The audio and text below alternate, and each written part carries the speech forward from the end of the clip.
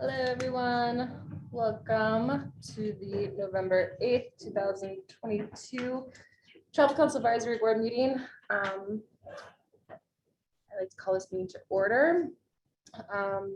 Next up, let's go around, introduce ourselves. My name is Jenny Gleason, I'm the chair. I thought there was another part to chair. It was like, Oh, just chair. I'm being Chair. sorry. Biga Metzner, Moab to Monument Valley Film Commissioner. Hi, I'm Alex Borchevsky, board member. And Lacey Shumway, Executive Director of Vermont Chamber of Commerce. Hi, just Sherry Kinsley, Board Member. Mary McGann, a liaison for the County Commission. Rachel Bartlett, I am taking notes. Member Iberia with the Travel Council. I'm August Grant with the Economic Development Department. Ben, I presume? Yes, You want to introduce yourself? Ben Cook with the Office of Tourism. Should you just come up to the It's table? my Come up. eighth day. Yeah. Whoa. So I'm brand new. Yeah, feel free to come. Please join us. Yeah. Ben, what was your last name? Cook. That's easy. No. Ben's in town supporting the Office of Tourism's development of some new advertising assets. Right, some video campaign stuff. Dave, I'll let you go and then we'll do the other person on the call and then we'll keep going online. Hi, everybody. My name is Dave Williams. I'm Associate Managing Director with the Utah Office of Tourism. Jody? I just had to unmute. Hi, this is Jody Blaney. I'm also with the Utah Office of Tourism, representing the international team. Ryan? Brian Hunnings, board member. Yeah. Hi, Ben Alter, Grand County Economic Development Specialist, hoping to attend in person in 30 to 45 minutes. And is our volume okay? I just saw your note. You're good. It's the folks at the end of the table that are closer to the door that are just a little on the quieter side, but that might improve. I haven't heard them I speaking think of it. we'll just enunciate if necessary. Just being quiet. And then Chris? Hi, everybody. Chris Baird. I'm the Strategic Development Director and Budget Officer for Grand County. Chris is here to answer any questions on budget process or anything that I can't answer myself. Great. Next, conflicts of interest, disclosures, ex parte communication, or anything. Any citizens to be heard? I don't see anyone. And then presentations, we're going to switch them up a little bit. So I believe, Dave, are you okay to go first? Yes, happy to go. All right, let me make sure you can share. All right, you should be able to share your screen. All right, let's try that. And for context, we've invited the Utah Office of Tourism to provide just a little bit of an update as to their priorities in 2023. For context for today's conversation, and our office is planning for next year. Can everybody see my screen with my cover slide? Yes. Yes. Okay, thank you. It's great to be here with you today virtually. I wish I could be there in person. I found out yesterday afternoon that I had the opportunity to present to you, and as August said, just wanted to give you a little short overview of what we're doing here in the Office of Tourism and where we're headed with things. So I appreciate being here today. I've been at the office about just over 19 years and love the tourism industry. As you can see here, in 2021, travelers spent $10.6 billion, resulting in over $1.8 billion in tax revenues. So you all know that tourism drives the economy in Moab And it certainly is a key economic driver throughout our state. Something we've seen recently is that we've seen a softening in the market. We've seen global, regional, and declines here within the state. Certainly, if you look at the economy with inflation, the high gas prices, the war in Ukraine, there's a lot of different things that are affecting our economy here in Utah and the economy throughout the nation and the world. And all of this affects travel. And typically, when we see recessions or we see the economy not doing quite as well, we see people start to stay closer to home and take shorter stays.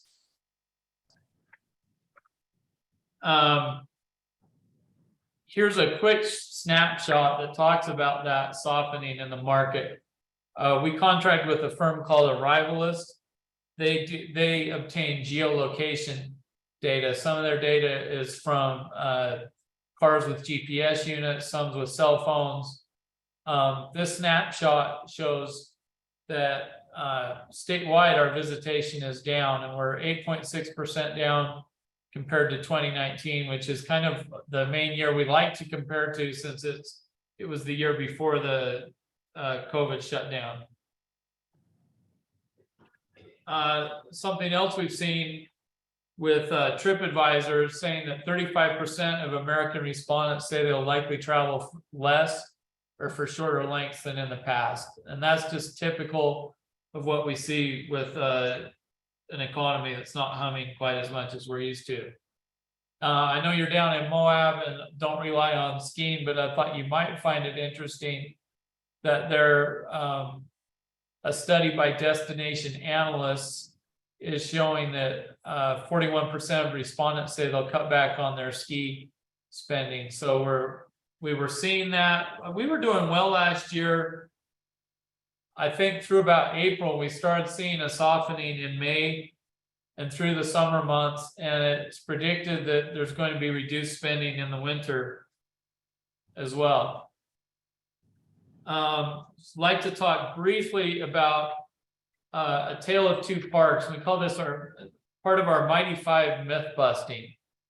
And it seems that sometimes it gets reported in the media, the perception that what's happening at one park is happening at all of the Mighty Five national parks. And we recognize that what's going on at one park isn't necessarily the same as what's happening elsewhere. Our Mighty Five campaign originally launched in 2013. As you know, it was highly successful. We liken it to the Eiffel Tower in Paris. If people are going to come to Utah, most likely they want to visit a national park. Just like if you go to Paris, if you've never been to Paris before, you probably want to see the Eiffel Tower. If we look at two parks, if we compare, for example, Arches and Bryce, it's interesting how different those parks are. Both parks experienced significant declines since 2019, and both parks have communities that rely heavily on tourism and the visitor economy. Bryce Canyon in Garfield County, they need more visitors, and they're in a very long-term recovery because they depend so much on international travelers. And the international travel market is slowly coming back, as Jody can attest, but it's not back to where it was since before COVID, and it's predicted to take several more years to come back. On the other hand, if you look at Arches, I think it's fair to say that we want to keep a steady visitation, but changing from doing aggressive marketing to get more visitors to more of an educational marketing, and the pilot program with the timed entry have resulted in lower visitation in Arches. And so the challenge we're leaning into is how do we own the Mighty Five brand and still create a modern call to action based on our mature visitor economy and the circumstances in each park and the surrounding community. So we want to build on the brand equity that we built with the Mighty Five, but we want to do it keeping in mind what's happening in the various communities. So there's 3 things that you can watch for from our office in the coming year. One is we've increased our Southern Utah marketing. There used to be a time where we would do Southern Utah marketing for about 2 to 3 months starting in the spring, and that was about it. Now we have Southern Utah marketing going year round. There's only about 12 days out of the year that we're not doing some sort of Southern Utah marketing. We continue to want to do some Mighty Five myth busting to help visitors and the media understand that our parks have capacity despite all the headlines that say they don't. And the key is capacity at certain times, at the right times of year, at the right times of day, at the right times of the week. Additionally, we're working on a new Southern Utah campaign for next spring that will include the Mighty Five in some capacity. It's going to be different than the 2013 Mighty Five, and we are still working on that, but we are going to build on the Mighty Five brand. Ben Cook that introduced himself there. Ben is our new Director of Marketing and Communications in our office. We actually have a film crew down there. We haven't filmed really new footage in Southern Utah for about 7 years. And you could say, well, the parks are timeless, millions of years in the making and don't change, but the people change, and we've had the same family and the same footage for many years. And so we have a diverse group of people that we're filming enjoying public lands in Southern Utah. And this will help us with our advertising, but also our B-roll for several years to come. So we're excited about that. Everything that we're doing fits with our Red Emerald strategic plan. The red emerald is a gem that's only found in large enough size to make any jewelry out of it, is only found in Utah. And just like that's a unique and cherished gem, we want people to have unique, incredible experiences when they come to the state of Utah. So we called our strategic plan our Red Emerald strategy. There's 5 key imperatives to that strategy that you can see here on the screen. The first is to continue powerful branding with our Utah Life Elevated brand. Second is to prioritize quality visitation, not just quantity of visitors. We're trying to get visitors that will come and go throughout a region. We're not looking for people that just come to Arches for 2 hours and move on their way. We want people that will really explore an entire region and stay longer and spend more money while they do that. The third imperative is to distribute visitation, which we're trying to do throughout the state. Additionally, we want to enable community-led visitor readiness. So, for example, when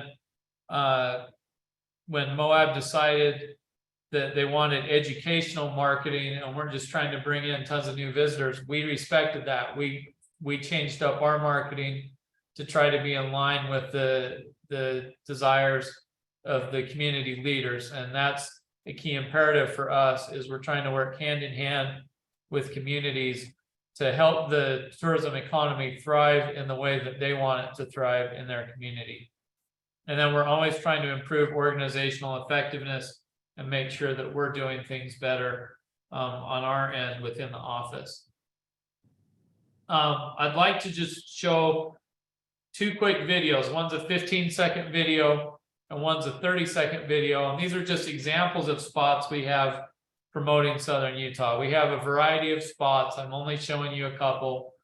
And it's always a little bit dicey showing video on Zoom. So I'll give it a shot and we'll see what happens. This first one was something that we ran last year just to promote Southern Utah in general.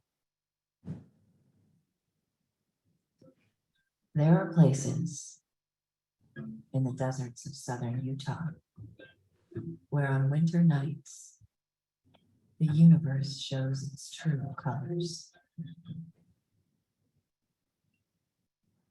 One of the things we've seen is that we're kind of in an arms race with the state of Colorado for who has the most certified dark skies parks. And whenever we run photos or imagery of dark skies, we always perform really well. We get a lot of response to that. So that's one of the things we wanted to show in that ad. We've also launched an initiative called Forever Mighty, which is our responsible tourism initiative, which is all about helping people to travel responsibly, which can entail a lot of different things, coming prepared with proper gear and clothing and plenty of water, and staying on trails and picking up your trash and obeying local regulations. We're partnering with Leave No Trace and with Tread Lightly to encourage proper behavior with OHVs. And we have a whole series of videos related to Forever Mighty. This one isn't super in your face about telling people what to do, but it talks about respecting the land, and I thought I'd share this with you as well. This river has a story to tell, and every time you run it, it lets you in on a little bit more. It has the ability to actually form connections between you. You get to be a part of this, you get to feel this, and part of our story should be preserving this. It is cool, right? Like, how are you guys doing? So looking at the screen behind August, it looked like that might have been pretty choppy for you to see, but you get the gist of what we're trying to do with these spots. As we think about international, because I know Moab has certainly benefited from international visitation over the years. There's a lot of growth forecasted in spending and overall visitation, but they're just saying it's going to take till 2025 or 2026 for it to come back all the way. And those are projections we get from the U.S. Travel Association. So we're working hard. We continue to work with our reps in our target countries throughout the pandemic to make sure that we remained top of mind. We never just turned everything off completely like a lot of states did. A lot of states turned off both domestically and internationally. We kept things going to make sure that we're stuck top of mind and can capitalize as people come back. And hopefully we'll capture a bunch of this international travel once it really ramps up. We also have a destination development program. Here on the screen is an example that we got 3.7 million in ARPA funds that the governor awarded to our office so that we could offer some grants for economic and feasibility studies, product development studies, and implementation grants. If you go to our website at travel.utah.gov and look under partner opportunities, there is a whole series of grants that people can apply for with funds that we've obtained. And trying to help communities to continue to grow their tourism product. And we're helping some communities like Price and Helper, but even with more mature communities, at least from a tourism standpoint, like even Ogden has sought out some of our help from a destination development standpoint. And there's always improvements that can be made. Before I close, I just want to talk briefly about a resident sentiment survey that we did. We worked with the Kim C. Gardner Policy Institute at the University of Utah, and we conducted a resident sentiment survey, and we did it statewide. And then we also asked, we did a larger number of surveys in communities that are especially tourism dependent. So I'm going to show you how the results came out statewide, and then I'll also talk about results specific to Moab. So statewide, 59% of residents think that positive effects of tourism outweigh the negative effects. 76% recognize tourism's importance to the economy, and 86% agree that our office should educate visitors about how to minimize their environmental impacts and be responsible travelers. And 69% say that natural resource protection and tourism can be compatible. So that was statewide. Now, if we look at Moab specifically,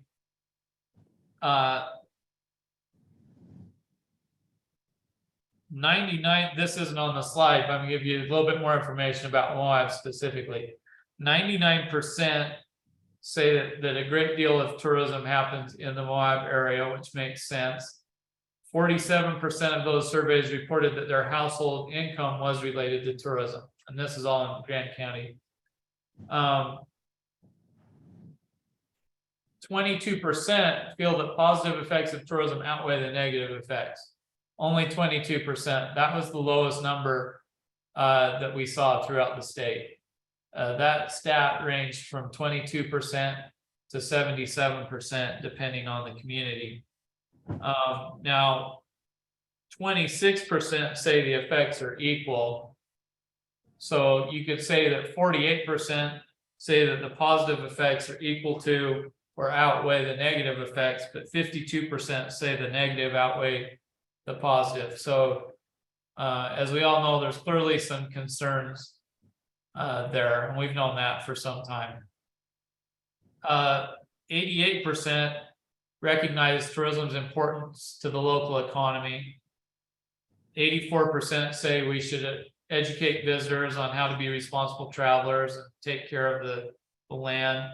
And 52% say that natural resource protection and tourism can be compatible.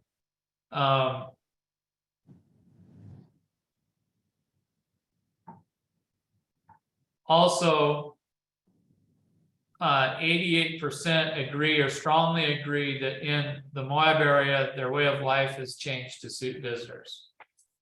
So we'll continue to do this study periodically throughout the coming years to see what's happening with the resident sentiment. But I only bring this up to say that we know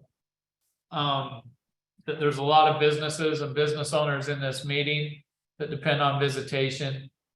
Certainly the economy of the whole city. At the same time, we know that it has affected quality of life. And we're committed to work hard to help drive visitation at non-peak times and to encourage responsible visitation. And we have a lot of information on our website and in our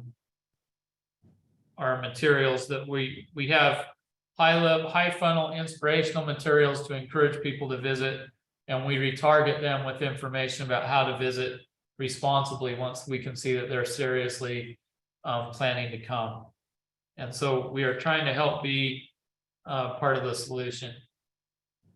One of our goals for the upcoming year is to help the industry remain unified. It's hard to agree on every single thing all the time, but having a unified industry has been a real key to the success of the industry in the last several years.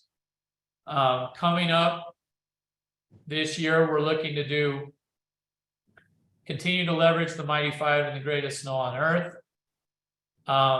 It's interesting, we've looked at capacity and we've seen that it's interesting that in gateway locations to the national parks, we've seen an increase in hotel rooms and short-term rentals at the same time that the parks talk about capacity constraints. And so we're committed to try to work with all the stakeholders to help find solutions. We're also planning to do a little bit more promotion of northern Utah where there is capacity. And we know that there's workforce shortages and housing issues and certainly changes in meeting and convention visitation.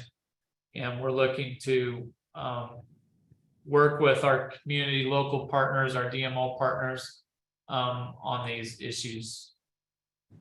And that's a quick overview. I hope I didn't take too long. Thank you for the opportunity to just give you a quick overview, and I'm happy to answer any questions. Thank you so much, Dave. In terms of just thinking through timing, I'm going to spend maybe 5 minutes just doing kind of a before we get into the budget lines, just a strategic overview for next year on our end, and then maybe some quick high-level questions for Dave before we go there, if anybody has any for the. Yeah, it's here, 7 days in. I guess I would just ask like what we can do to help your efforts. That's a great question. Certainly, I think funding the efforts of August and his team would certainly help us. We try to work hand in hand with our DMO partners, and we need their help. We're marketing at a high level, promoting the state at a high level, but we're banking on the DMOs doing some of their own marketing to get the visitors to their specific areas. And so I think anything you can do to support what they're requesting from a budget standpoint would be helpful. I'd say be active with the Utah Tourism Industry Association if you're not already. We have legislative sessions coming up. I think we're really well positioned with the legislature, but it never hurts to make sure that your state senator and representative know how important tourism is to your area, and anything that they can do to support funding for our office and also tourism friendly legislation and other issues is appreciated. And if you participate with UTIA, they'll help you, give you the information you need to have those conversations. We have Utah Tourism Day on the Hill in the middle of the legislative session, where DMO partners all come up to Capitol Hill. We meet in the rotunda. We have all our booths up and we talk with the legislators and the governor, and provide box lunches for all the local destination marketing organization partners like August to sit down with their legislators and talk with them about tourism. That's a great event, great to have a good showing there. Those are some of the things that come to mind. I know that August and his team have applied for cooperative marketing funds from our office, and we're awarded some funding as well. And just helping us to educate visitors and provide a great experience when people come to Moab. Awesome, Dave. I'm going to hop right in just because I want to make sure that we have enough time for the substantive discussion that we will certainly have.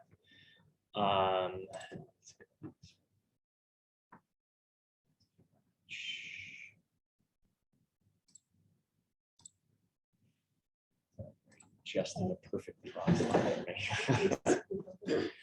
All right, so I'm gonna try to keep this relatively quick. This is just to kind of inform what's in, contextually in the budget that we're gonna talk through.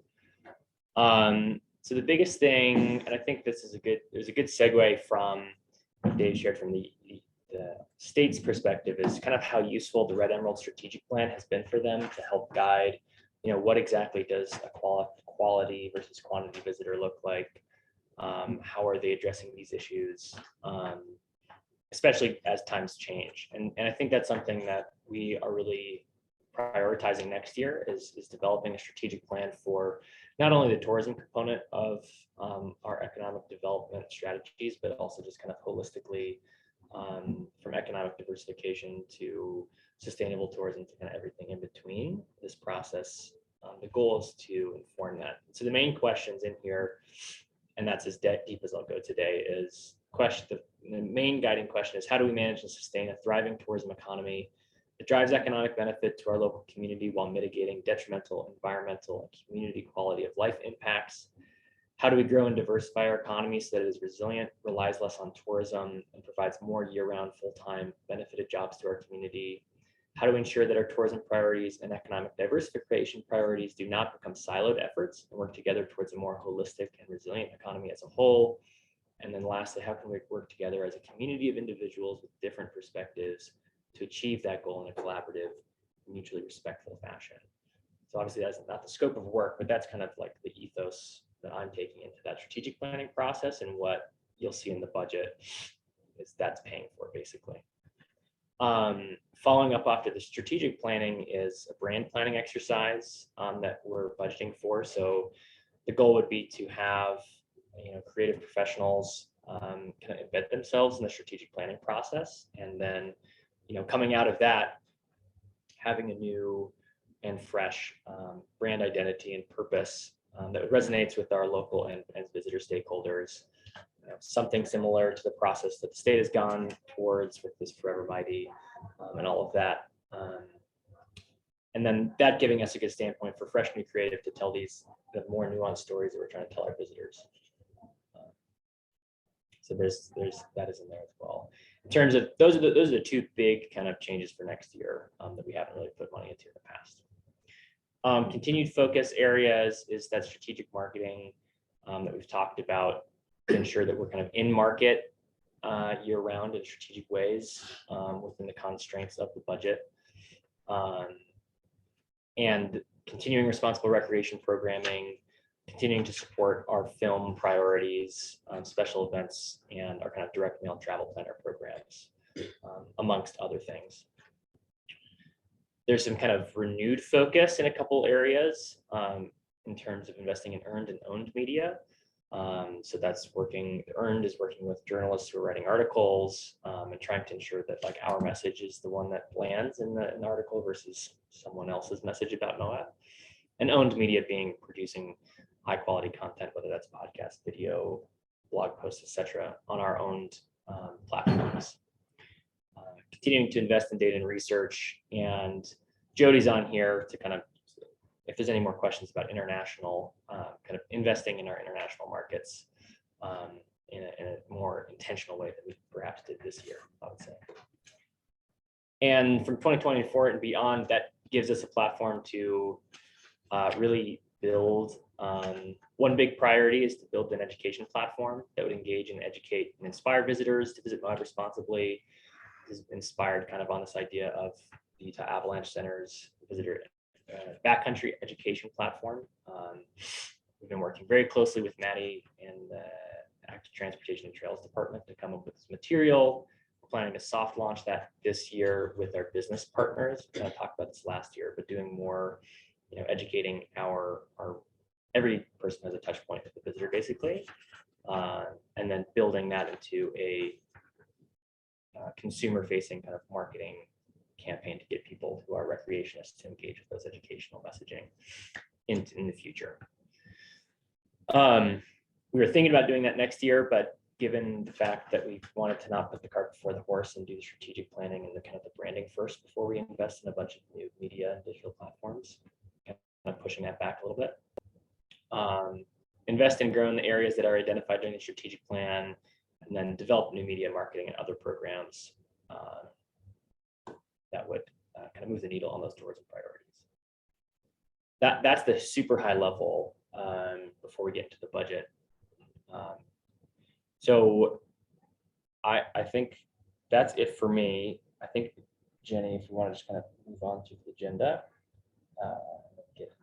get through the minutes and then get to the discussion of the meet, unless there's any quick high level questions right now.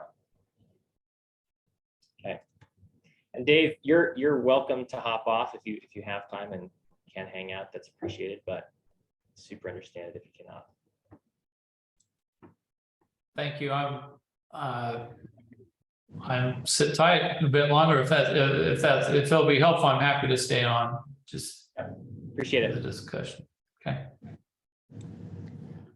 All right. We need to approve the minutes from September and October. May I have a motion to approve the September 13th minutes? I make a motion to approve the September 13th Travel Council Advisory Board minutes. Thank you, Shane. Thank you, Jason. All in favor? Aye. Any discussion? And then next. Brian, was that? I didn't see a vote from Brian. I just want to make sure.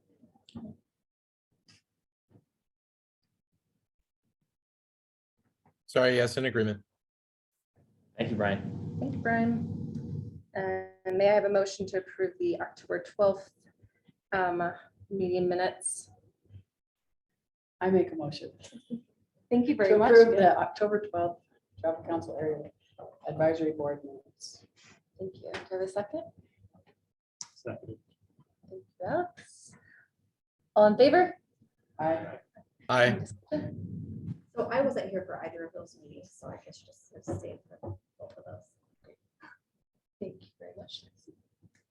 And then next, we're just gonna go into discussion of the 2023 TRT expenditures. Sweet. All right. I'm gonna do some really quick, just catch up.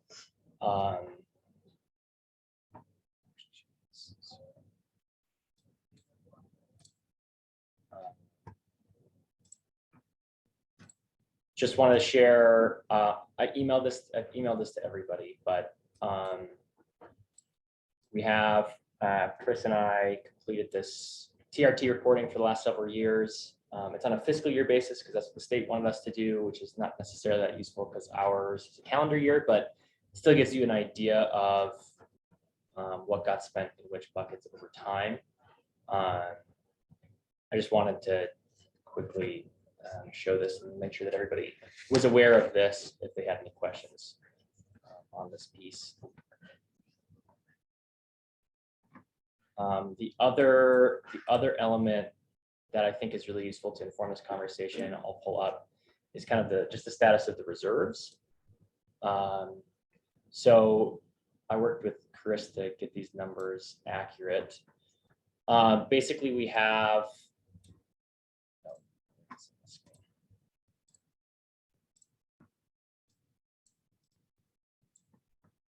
the first thing to note is that all of the pre-2021 reserves are restricted in a different way than everything post-2021. So there is a specific reserve balance that's for all tourism, promotion, recreation, film, and convention reserves that were gathered pre-2021. And so those are restricted for those uses.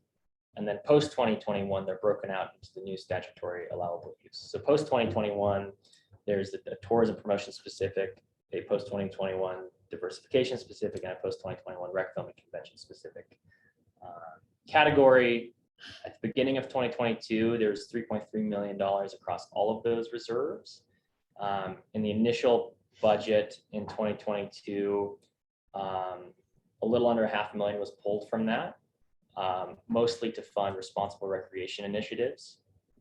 And then we did a budget amendment this fall that funded additional promotion, marketing for our drive and fly market campaigns this fall, as well as the flood grant programs. So there's an additional $1.2 million pulled from the reserves. Whatever is unspent from this year will be contributed there, which is unknown at this point. And currently, what is planned to be pulled from the reserves in order to make the budget balance, this initial draft budget balance, is a little under $200,000. So just contextually, at the moment, there's about $1.4 million in the reserves. And from Chris's kind of recommendations and standpoint, we want to keep about $1 million in there at a minimum for cash flow purposes. I bring this up as the budget is currently balanced. And so any of these additional changes that I've kind of made since the draft budget that I will talk to Chris about, that will go through the budget advisory board county commission process, will either have to be cutting existing programs that are budgeted or draw from this balance. And so just for context there. August, can you tell me what document this is in? So this is, I just created this today. Oh, okay. Yeah. Yeah, I didn't see this I said, in I the don't see email. it. I've worked on this since the weekend. Gotcha. So I'll make sure this is back in that folder for today's meeting. And then in here is the draft budget that I've exported from the Cassell software, and I've added some of my notes in here. I think what I would like to do is there's a couple funds I'm going to look at specifically, and then maybe if there's any like people have any like initial thoughts, like just make a note of things people want to talk about so that we can cover everything rather than go element to element and talk for an hour on one piece when there's 7 more things to talk about. Is there anything that people flagged or want to get more information on or explore? Things I have on here is diving into some of the responsible recreation programming, some of the grant funds, the paid media accounts, the strategic planning, brand planning accounts. Talk about timed entry because there's nothing budgeted for timed entry education at this point in this current budget. Talk a little bit about HB 180 stuff. We have a request from the Grand County Fair they're trying to put on this year that we could either do a direct allocation to support or just kind of say that they can apply to this and the grant programs we have. Talk about the special event and the community event grants specifically as well. Anything else that people want to talk about that's not on that list? I had a question with Yeah. the data collection. Where Yep. does that fall? Does that fall under strategic planning? Okay. Or branding or? I'll just show you where that is. Yeah. All that stuff. Data research. Yep. And what budget are you looking, I mean, what are we looking at? Are we looking at numbers now? Or Yeah. are we, okay, are you looking at this kind of stuff Yes. that you sent? Mhm. Because there were so many of them. Yeah. Because on this budget, I noticed there is nothing for international Yep. sales. Yeah. Or Yep. sales trips. So I've made a change for that. So let's talk about that. Is that where I say that Melissa asked me to make sure that you guys looked at the email that she sent? And Yes. she's on Yeah. a sales mission right now and can't Yes. physically be here, so. Yes. she asked me to It's already chime been in. incorporated. Great, I just wanted to make sure, same. I think it's area. very, I mean, even before Melissa said anything, when I saw this, it was like, wait a minute. Yeah. We need international, just like you said, it's gonna take up to 2026 before we get the international visitors back like we had. So I don't think we should be dropping the ball on international. Yep. Sales trips. Yep. Okay, so I'll touch on that, where that is here. Anything else?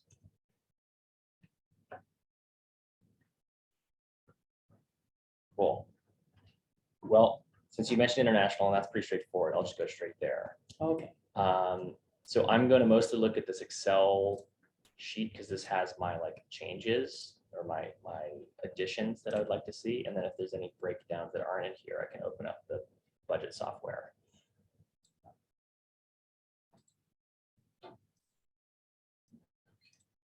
So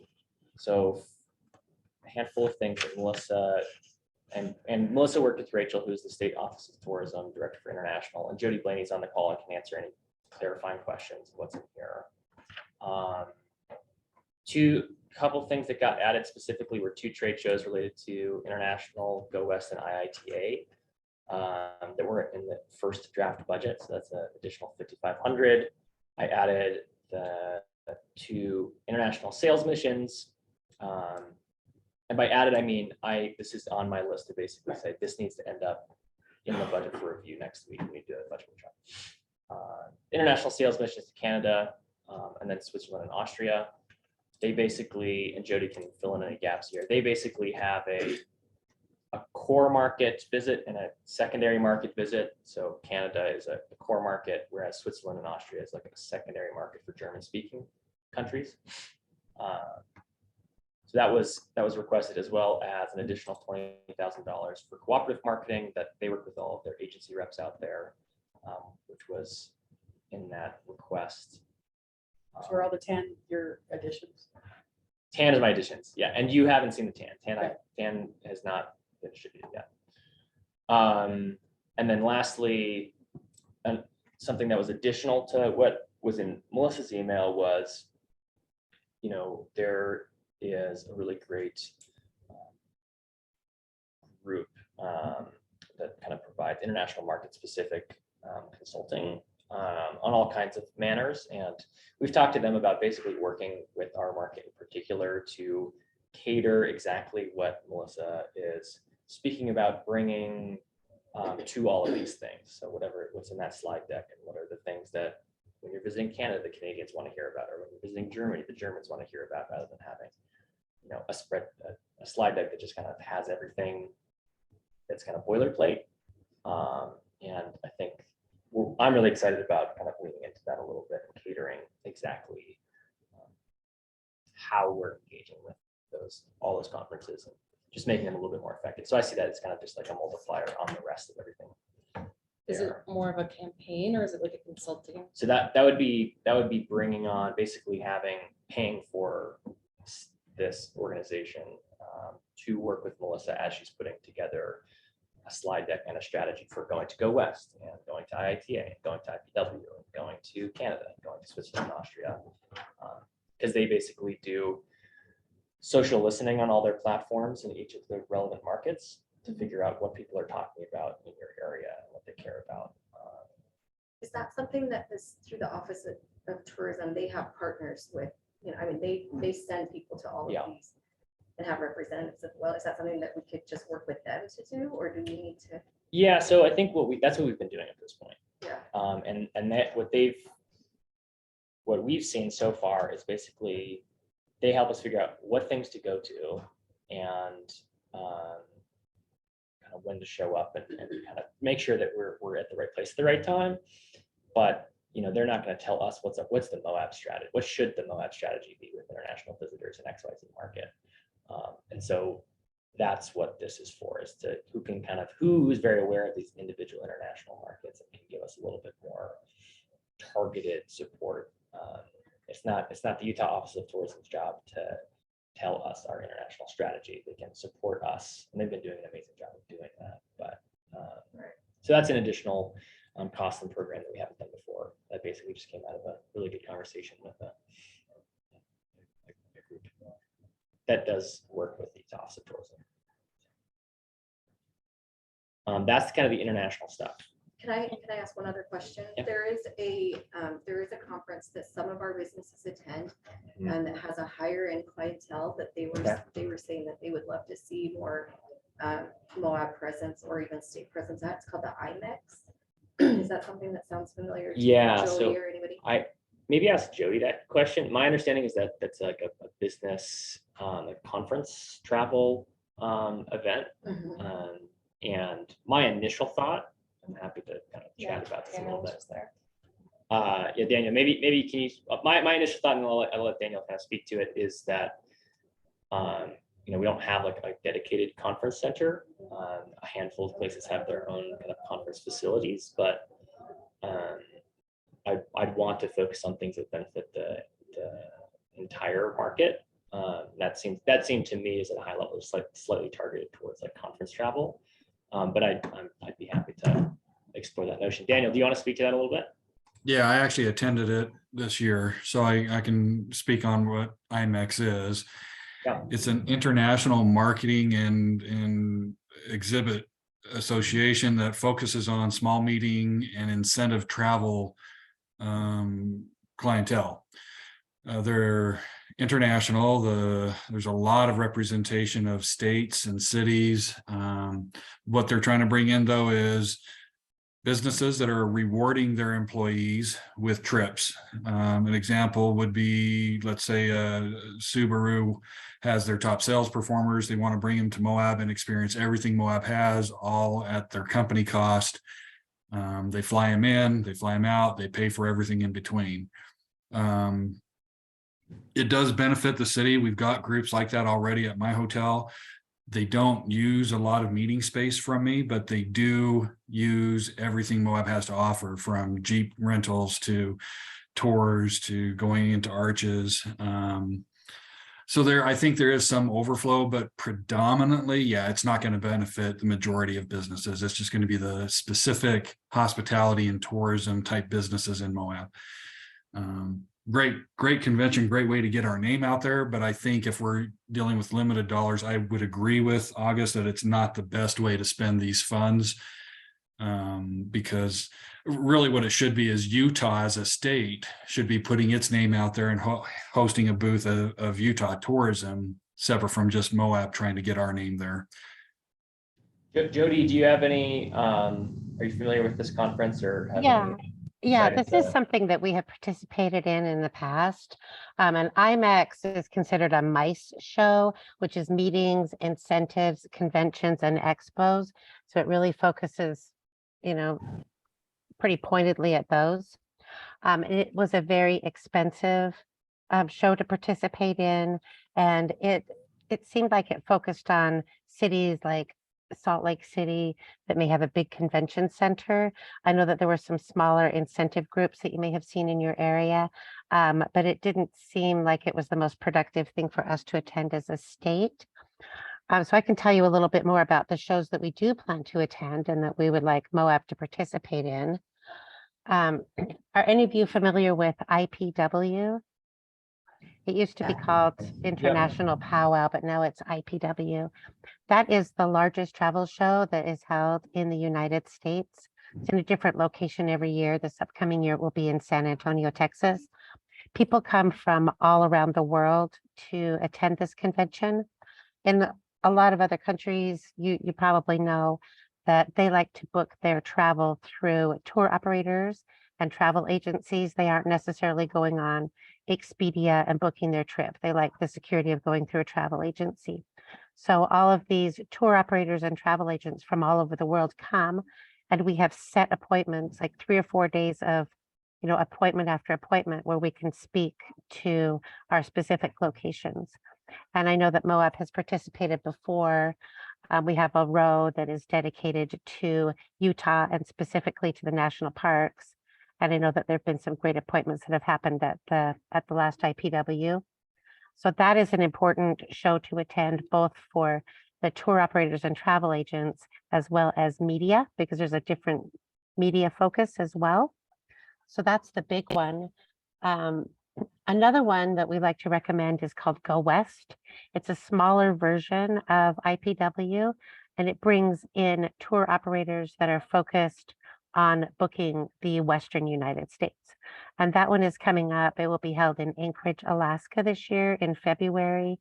And we really like that show. It's really targeted. We know that the people attending this are interested in the Western United States. And then the last one that we have recommended is called IITA, and it is the International Inbound Tour Association. And it is also similar to these other two, but it is an association that focuses on how to bring more international visitors to the United States. So those are the shows that we're looking at for Moab. Awesome. And so right now that's in my plan for getting in there. All three of us. Yep. However we go about doing that, exactly. Any other international questions before we go to the next subject? Okay, I'm going to pull up the Cassell's. Well, log in and see how long that takes.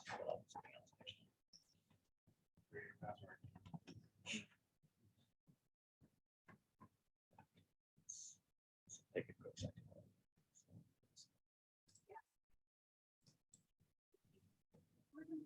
I got like 5 contracts out of Go West. I know Liz was there, so it was beneficial for Red Tail.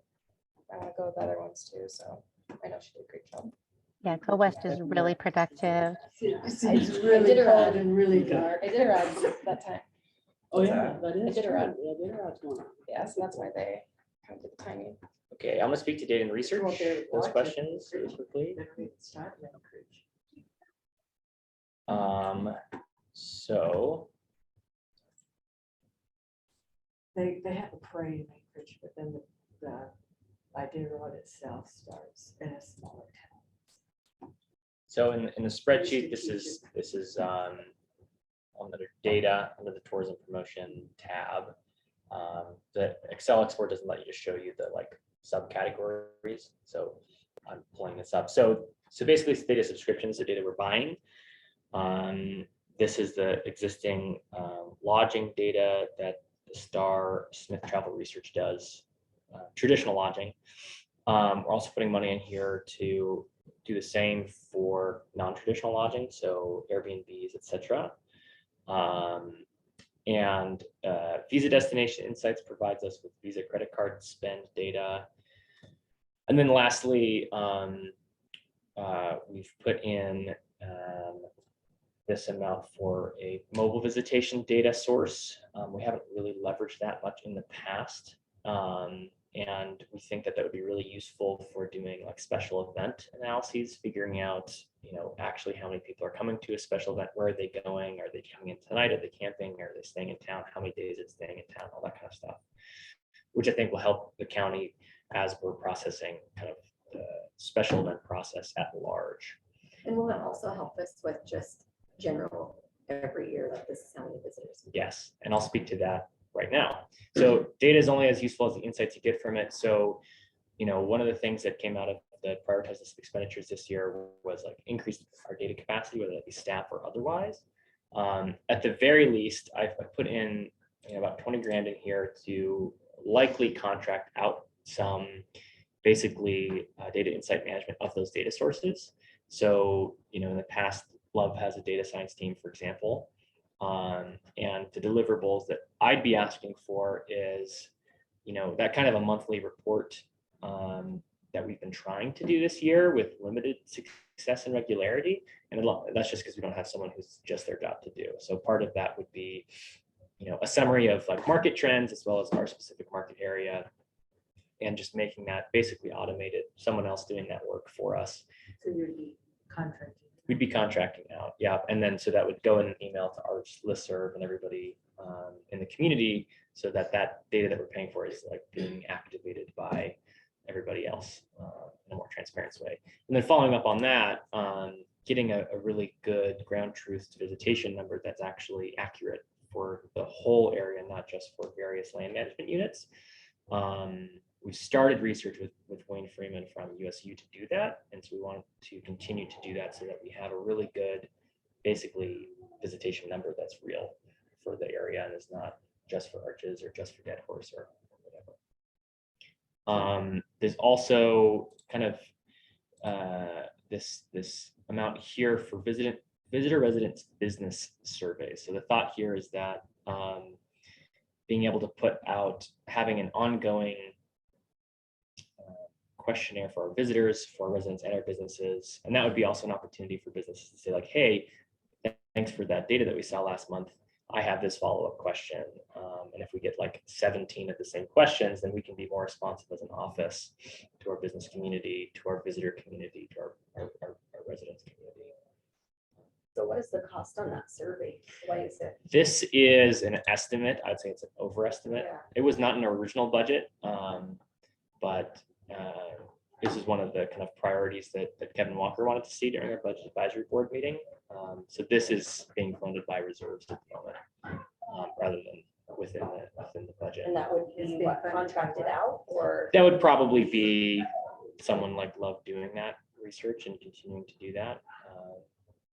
But yeah, so that's an estimate number there. And then there's a handful of other just softwares in here. One thing I want to mention, a little bit of an aside and a transition to another point. But maybe, is there any other data research questions or things people aren't seeing? I have one too, August. Okay, Mary first, then Biga, then Brian. Would there be, before we get more to the final budget, are we gonna be able to have a more a closer estimate of what that survey is going to cost? I can work on that, yeah. Because I know it's gonna be tight, so we want to be real close. Yep. And not overestimate. Yep. Too many areas. Okay. Yeah. The data, sorry, Star Trek. Is it broken down, that type of thing, into more specific type of people? And I'm only speaking, of course, as your film commissioner, where you're talking about hotel room nights and whether that is specific to a film production company coming into the area and taking up 1,000, 1,500 room nights for a certain period of time versus your normal civilian tourist. In terms of the data breakdown, because that money to me is a separate funding source income, Right. Separate, and that, That would actually be really very valuable interesting. information. and I mean, I have many a conversation with our lovely hoteliers and general managers and things occasionally, but that's not my distinct job Yeah. description, but I'm constantly reaching out and saying, what can you give me specifics to production spend? And it's not always, I know this is a Netflix card, but I have the Netflix people here right now, and so I know it's a Netflix card. I have Visit Utah, are filming here. You know, there's 20 people on the ground staying in hotels from the Utah Office of Tourism making a movie right now, you know? Right. So that they're different numbers to me. Yeah, no, they are. And And so to answer, Right now, Yeah. Especially right I mean, Especially right right now, most of the rooms are film people. Right. Yeah. And that TRT, right. In a sense, it's distinguishing between people who are coming here to work and people who are coming here to recreate. Correct. or just in general, any kinds of more Right. breaking that down. So I think, so the data sets that we have here, that is kind of like the baseline, easiest to subscribe. They give you the data, you can look at it, and it takes no effort, basically. That's just market level aggregates.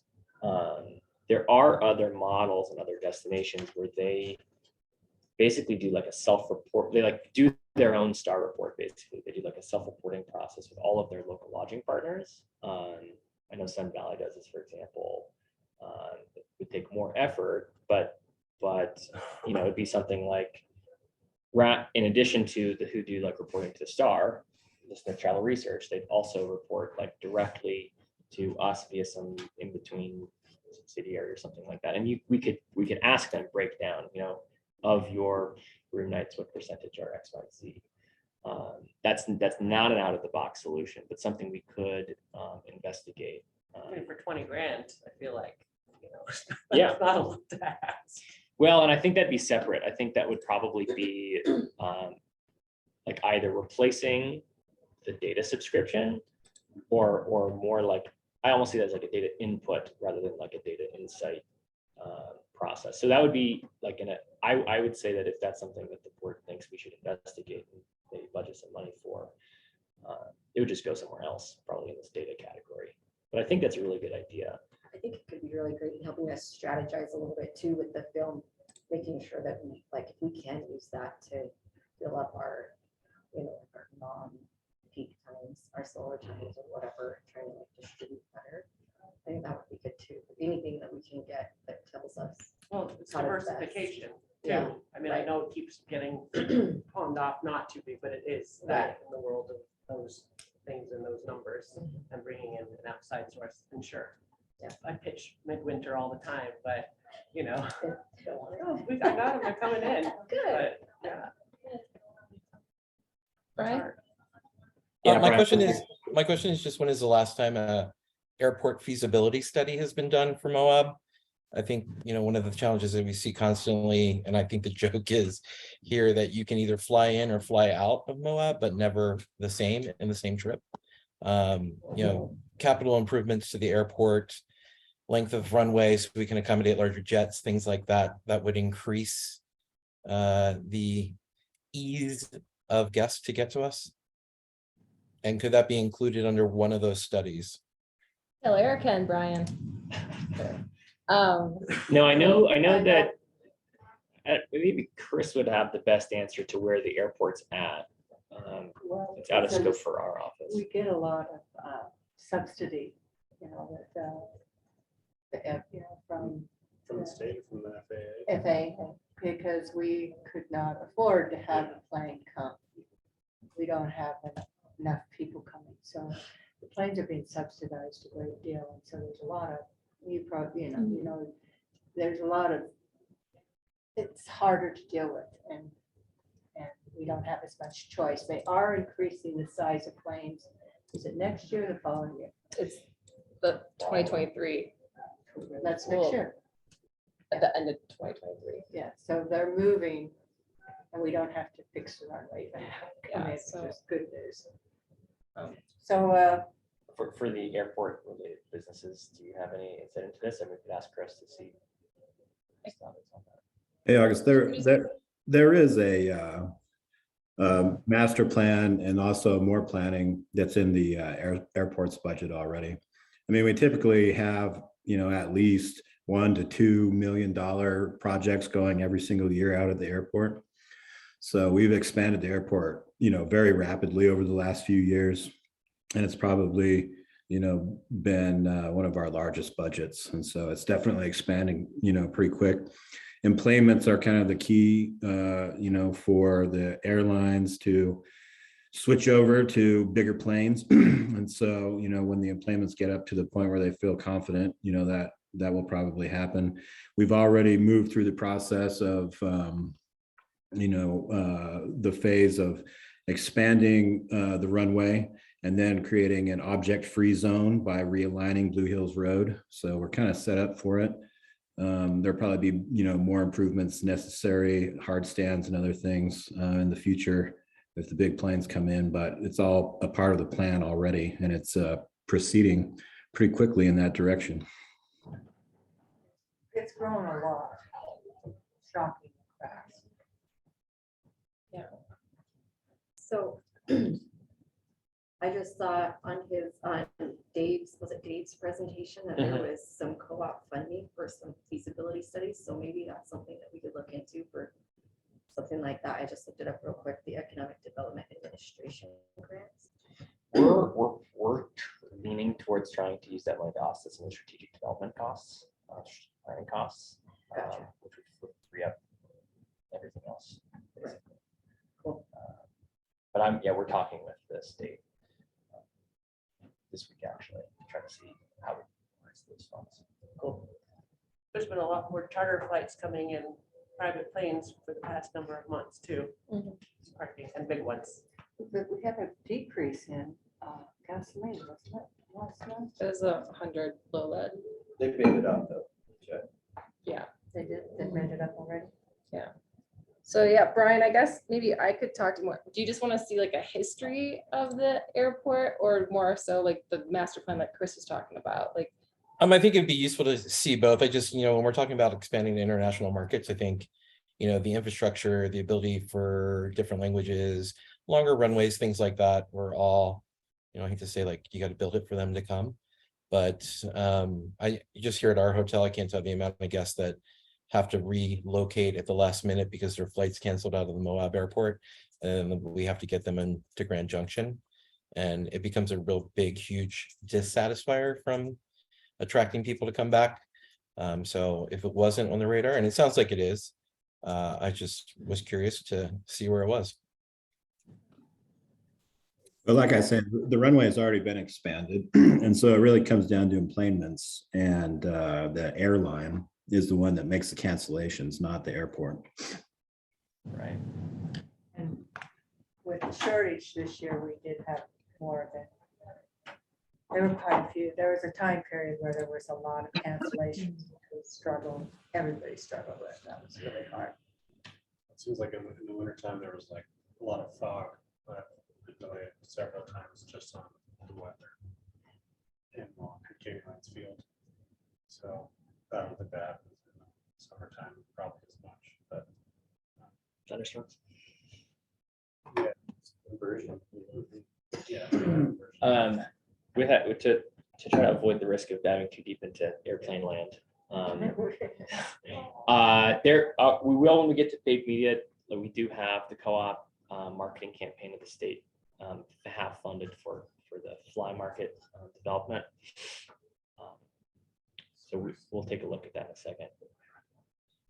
In terms of getting back to the biggest question about the kind of data, possibility of getting that kind of level of data.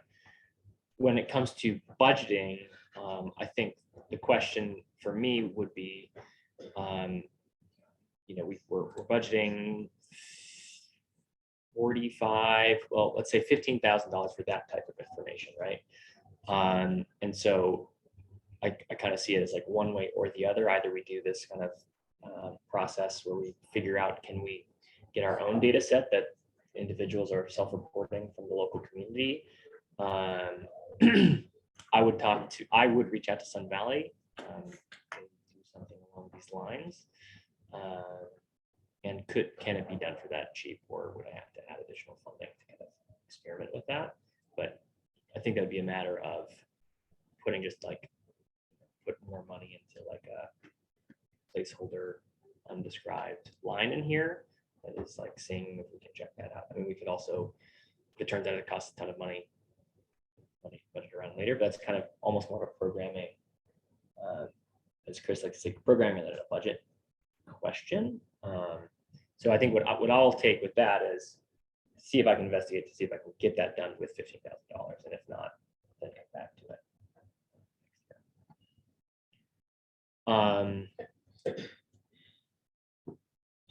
Let's also do really quickly the strategic planning and where that comes out. So it's in two places. Part of it, $50,000, is currently coming out of the tourism promotion side of the budget. And then another part of it, $100,000, is coming out of the economic diversification side of the budget. I can find it. Are you looking at doing these same time, or doing Yeah. economic development first and then together? Yeah, so I think that was one of the big wrestling points this year, was kind of living over in one side of the brain and economic diversification, and like, how are we going to do this, and what does that look like? And then on the other side of the brain being like, okay, well, it's totally separate thing, tourism versus these. It's both just the holistic economy, different tools and drivers. And I think that the main goal for this planning process is to have a strategy that makes sense, that's connected, and that, you know, there's one set of objectives and there's tools that are going to achieve those things. And then there's another set of objectives and tools that are going to achieve those things. But ultimately, the long-term goal and vision is the same, is that we're able to remain in this community and have our, you know, kids want to come back to big jobs and all that good stuff.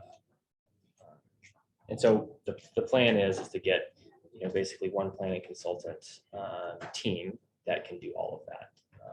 And in our travels and conference visits, we've seen this lots of people who do that work. Is there nobody local? Well, I'm certain that there are people who could possibly do that, but it would be open, it'd be an open RFP, so anybody could. Just trying to keep it local. Yeah, for Across sure. the board, when you see this, you know, any type of consulting or graphic or brand or anything like that, there's some pretty extraordinary people that live in this town, and some of them are hidden deep and some of them are front and center, and they live here and know this place and understand the people and what they're dealing with more so than an outside source. So you know, the way that we're thinking about this is that we're putting together basically a request for qualifications that would describe the scope of work, what we're trying to get at, those 4 questions that I mentioned before, and, you know, invite anybody can apply, but target these people who we think are doing really well. And I think there's a lot of subcomponents that could be done locally. For me, one of the biggest priorities is like how not to make this just like your typical planning exercise that feels like it's not, you know, talking about what is the future of how are we doing sustainable tourism and economic diversification is going to have to break through a certain level of jadedness, I think, in terms of general community engagement. And so things I'm trying to think through are like, can we do, you know, small circles of people with all different backgrounds and talk about what are our biggest fears in this community, what are our biggest like hopes and dreams, and kind of get past that like initial jaded phase and start to actually think about, okay, now what does forward-looking stuff look like? So we're not just yelling at each other, that we're actually working together. And I think having local facilitators, artists, kind of in that process is something that I'm imagining how that's going to go. That's my vision for it. So that currently means that we're basically budgeting 150 across both funds towards that. We've talked to a lot of different folks, and that seems about right. And then also the follow-up, as mentioned in my short presentation, kind of creative services. So this would cover the brand planning process that would kind of be coming out of that strategic planning process. So how we've been thinking about it is embedding basically someone from a creative team who specializes in brand planning to kind of sit in all these community conversations rather than here we've delivered you our hard copy of the finished plan. Can you help us think of how do we, you know, change our Moab brand to reflect the community conversation? Instead, have them in all of these conversations, and then when it feels like there's some kind of consensus being reached in terms of goals and strategy and trajectory, that then it kind of kicks off that second phase about like, okay, so really how are we talking about ourselves as a destination? How are we marketing ourselves and educating visitors destination and starting to create that the traditional whatever brand is, logo, vision, audience, fonts, all that good stuff. And then having some money in here to update any of the creative that'll go into our marketing this year, most of which will be very similar to what we launched this fall. We just did a bit of investment with some new, so kind of in between creative, I would say, and then have some money in there if there's either additional brand planning costs or beginning to plan for 2024. That's kind of brand planning and strategic planning. Is there any questions on those two things, or I'll keep kind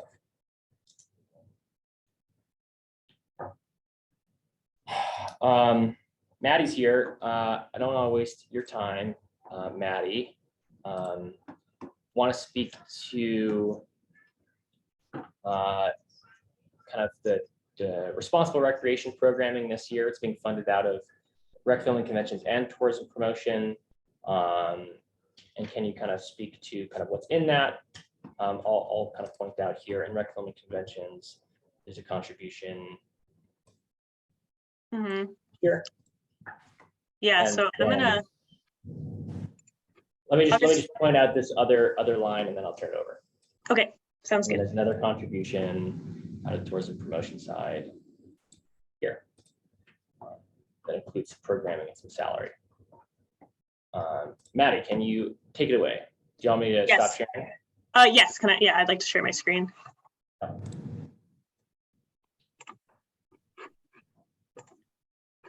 Okay, I'm going to give a very brief overview. Is anyone not familiar with the Trail Ambassador program? Just make a noise. Everyone's fairly familiar? Okay. So just very quickly, so this is a program we have where we have trained staff members out at different trailheads for different types of user groups, hiking, mountain biking, rock climbing, and they're primarily talking to visitors and educating them about how to act while they're out on the trails and in town as an educational presence. So, and they're usually very busy. So here's a, oh gosh.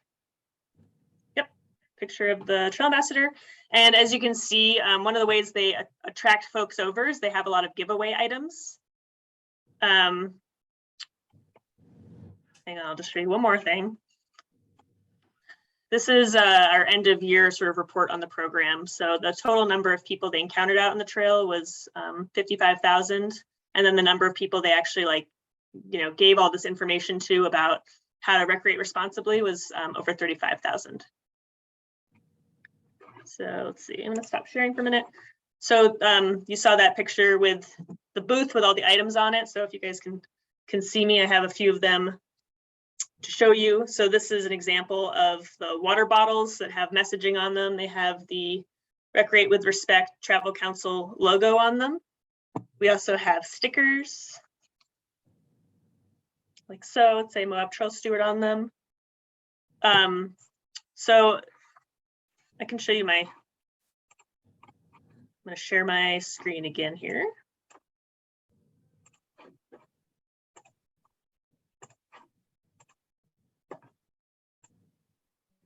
Are you guys seeing an Excel spreadsheet? Yes, we are. Fantastic. So these are all the items that are in black that we have earmarked for using the advertising funding. And so that includes, for example, $22,000 for water bottles, $33,000 for stickers. These are things that we're running out of and reordering throughout the year as trail ambassadors are out at work. There's also, for example, printed materials. So if you can see me, we also have a few pamphlets we produce in our department. So we have one about e-bikes. It's all about where e-bikers can go. And we have one for the whole enchilada that we developed with Search and Rescue that has, if you can see that, map and then all the information that we want them to get about safety and responsible recreation. Some other items on here, we're also running ads in the newspapers that are, for responsible recreation, and hopefully on KZMU next year. So that was an overview. Is there anything in particular you guys want to focus on? there any questions on kind of the contributions to the responsible recreation programming out of TRT? So does that contribution, does that contribution, what was it, 240 or something? Is that salaries and swag? Yeah, so what was on there Yeah, was, can you guys still see the spreadsheet? Yeah, I can't see it, sorry. It's light. Oh. Well, for those of you who can't see it, so that does include a portion of salaries for the time it takes us to develop the materials. So for my position, that's about 20%. And then we have a responsible recreation program coordinator. And it's about 30% of her time to develop and order ads, develop social media and web content. And for me, it's more like developing the printed material and the signage. and that's the $50,000 is for salary, and then the rest is towards these advertising or signage or swag materials for the program. Yeah, there's also trailhead signage included on here. So is that equal to the recreation, on the final report category says there's a recreation of 2020, 21, 22 that was 305. Is that the same, like are we reducing that number or is that different? So, okay, so there's a portion which is about 250 that's out of the tourism promotion bucket. And then there's another portion that's very similar out of the rec film and conventions bucket. So my understanding is the program's actually growing to about $500,000. Is that right, Maddie?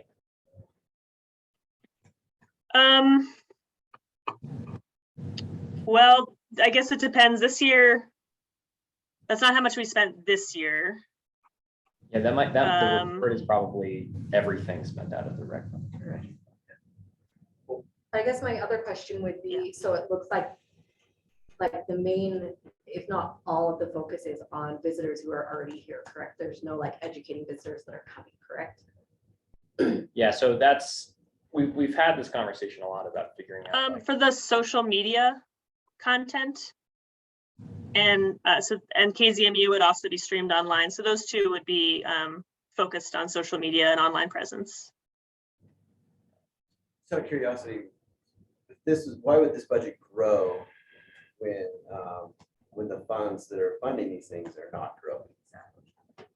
You know, shouldn't it, like, it seems like if the trail, with any category, you know, they should grow within a percentage of the revenues coming in. Does that make sense? No, that makes sense. I mean, Maddie and Chris, do you have any?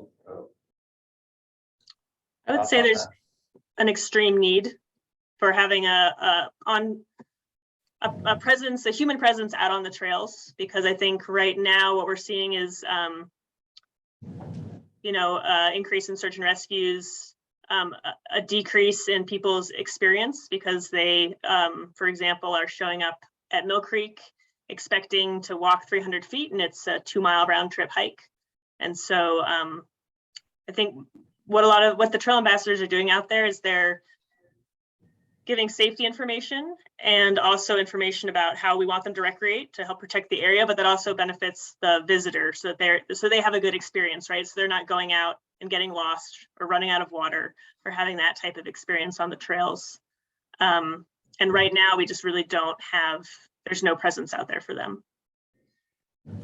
I would agree with that to a certain extent, that I would opt to, but have search and rescue, and I guess I don't want to get into a big thing, but I'm just wondering why it's such an increase if revenues haven't increased, because I think that's a big deal. You know, and where's it coming from? You know, it's coming at the expense of attracting more people here. Yes. And part of the follow-up on that is you guys are doing a great job of saving people. And I've actually heard you guys, I've heard the spill, I've been on the mountain bike and I've listened to them, and you guys are doing an amazing job. But have search and rescue calls, are they, I don't feel, is there data supporting that search and rescue calls are still continuing to go up? You know, because ER visits are going down drastically. And one of the thoughts that has come up is that the hospital, one of the things that's hurting the hospital is the trail mix. Educating people, you know, and it's you know, because you guys are doing such a good job, you know, and so I'm not saying that we shouldn't trade one for revenues for the hospital. That's not what I'm saying. But what I'm saying is that that I feel like that you guys do have an important job, but increasing budgets when revenues are not increasing is a concern, I think, for the whole community as a whole. Yeah, I think Chris I would be think the Chris person has to answer some. that question. So, I mean, my response to that, Jason, is just to bring up that resident survey with the lowest, satisfaction rating in the state of Utah. And this is really the answer to that, and it's been my philosophy for a long time that if we want to increase tourism promotion and bring even more people here, then we have to be equally serious about taking care of this place and taking care of the visitor experience and also taking care of the people that live here. And so this is a big part of that. And I think it's very important that we, take that seriously and not continue to degrade this resource the way we are. From my perspective, the metrics about impacts to the land are trending in a bad direction. And it's, in my opinion, immoral to let that continue to happen. Period. At my meetings with the BLM, they say that the amount of vandalism and destruction that they're dealing with out in the backcountry is growing exponentially. And we need to do everything we can to slow that process down, or we're going to destroy why people are coming here. It is, but I understand 100% what you're saying, and that we need to protect resources. I'm not saying that we let people go willy-nilly, but I'm just saying that you're funding it with a decreasing fund. Is it decreasing, Chris? How much? No, it's not decreasing. And I think that's a misnomer. I mean, I'm projecting at the end of this year that we're going to come out 500,000 above what would be average growth. And so, I projected TRT growth using statistics from 2012 through 2019, and then, ran those out through 2021, 2022, 2023. And, I'm projecting that we're actually on track to exceed average growth as derived from that 2012 through 2019 period by 500,000 this year. And I'm projecting next year, just very conservatively, that we'll maintain exactly the same revenue stream with 0% growth. So that's, in my opinion, a fairly conservative estimate. And if we do see growth, and that'll be extra money that we can revise the budget and put back into advertising. The other aspect about this program, and August and I have talked about it a little bit, I'm kind of skeptical about all the data management and data acquisition and the expense of the strategic planning. Those are cutting into the advertising budget too, and maybe those could be scaled back. I don't know if that level of calculus is really necessary to figure out where we're going to place our ads. It's to me, it seems a little superfluous, but it's in there. And I think, it's something to be considered, whether it's really necessary to spend that kind of money on those things where we really haven't spent that kind of money in the past and been very successful in bringing people here. I think that data on the tax, that's super. Yeah, I have the graphs I can show. But to answer, I think the general concern, like the board can make whatever prior recommendation they want out of this process.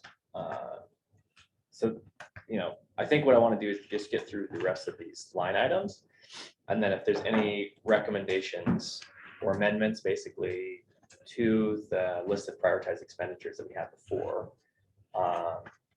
then this board can do that. And if this board finds that, we want to prioritize more marketing at the expense of responsible recreation or strategic planning, I think that's totally the place of this meeting, right?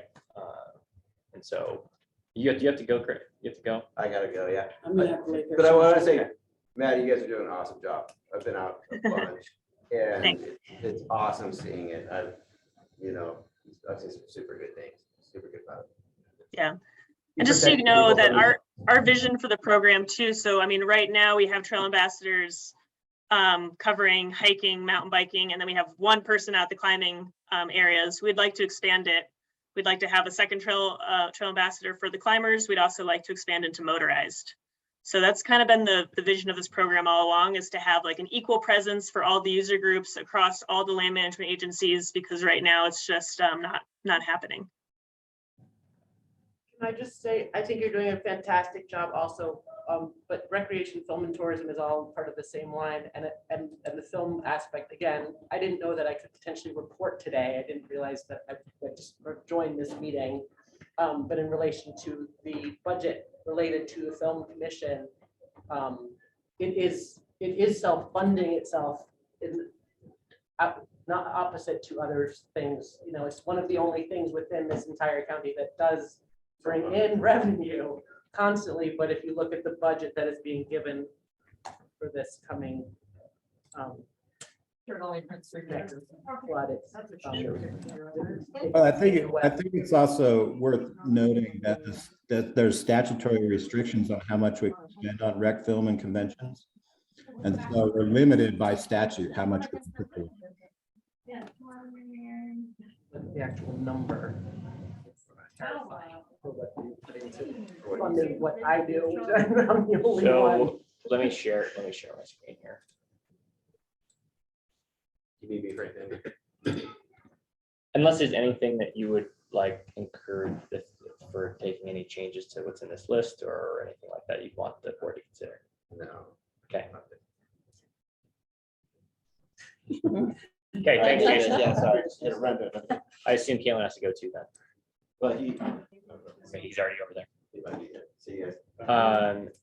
So to that question of allocation of the rec, film, and convention budget, we have about 150. So basically, the salary, benefits, as well as program costs that add up to about 150 grand for film at the moment within the budget. There is a contribution to the Recreation Special Service District that Chris can answer any questions about. There's a contribution to responsible recreation at about 230, and then a contribution to the city's pilot transit program. So that's kind of, those are the competing programs within Rec, Film, and Convention. So I am curious about the youth recreation. Does that just go to the city then for their program, or what is that? Part of it, well, it all goes to the Recreation Special Service District, but part of it is to help pay for the interlocal agreement with the school district for their sports program. And then the other component is the accelerated youth sports program.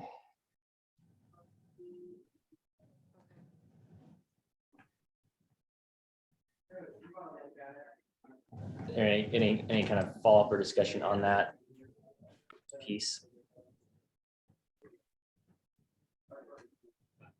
What was it last year?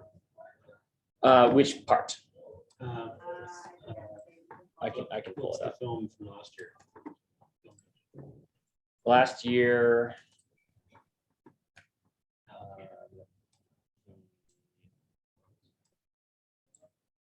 the total film commission was 147, so about the same. Oh, that's sorry, that's look at the wrong year. So in this, it's going to be, you gotta, in this particular budget, August, the film commission, this is just the component that was the non-salary and benefit side. And so the salary and benefit side is actually in the 4236 department. Okay. That's part of the reason why we came up with a whole new fund and chart of accounts to get everything organized, to make it easy to do statutory reports. You just run a report, and then the report will perfectly match the statutory limitations. The program component was, it looks like we've budgeted for about 74 grand, and the total salary benefits that I don't have off the top of my head. I don't know if Chris has that, but.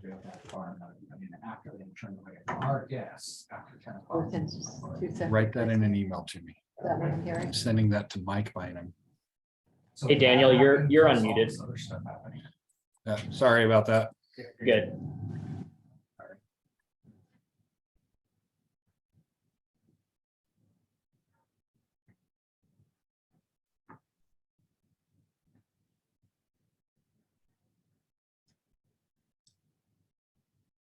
So the program component is cut. It was 74, I don't know, and it's now about 35 on the non-salary piece. Which is half, a minute more than half as much as Yeah. required. And when we're talking about international anything too, film is has a part of that. And I do those travels and I do those conventions as well. And it brings in, international filming, like Netflix project I have in town, and things like that.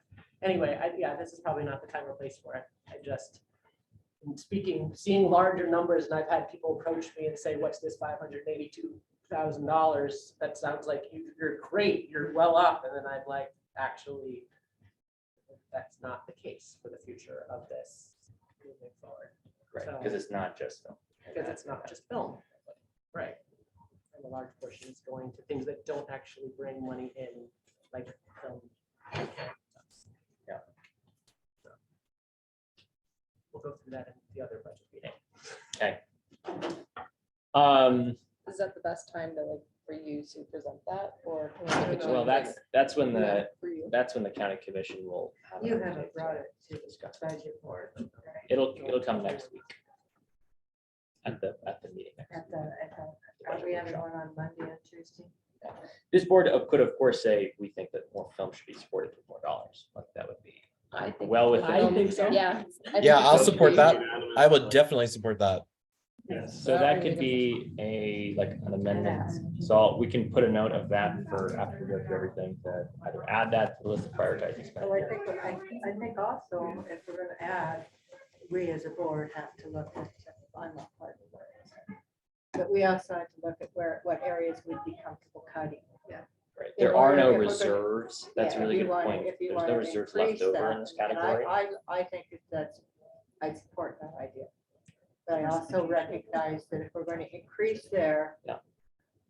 And maybe what Chris said is maybe decreasing and areas. Well, where I think that, we've got a really healthy film commission budget myself, but the only way to increase it would be to cut the responsible recreation program. That's the only way.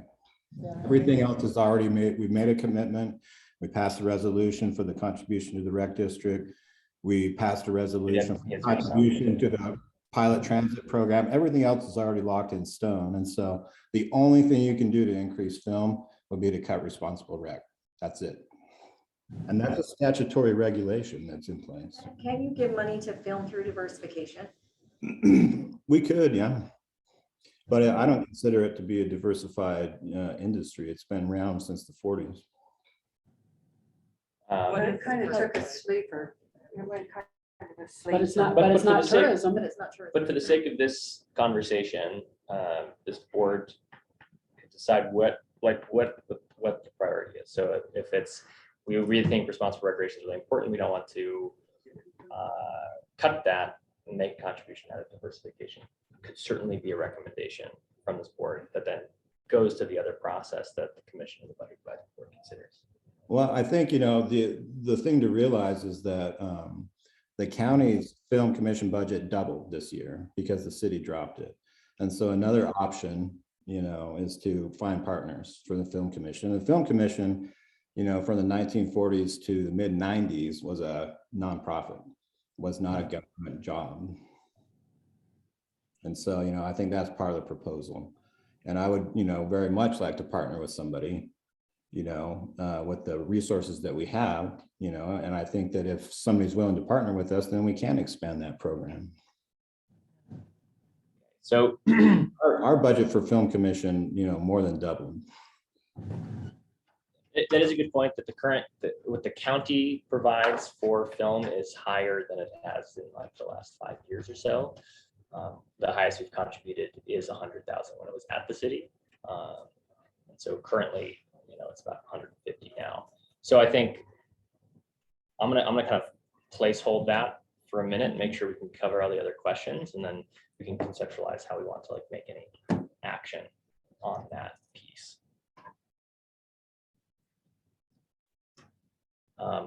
I'm going to, let's see. Let's look at.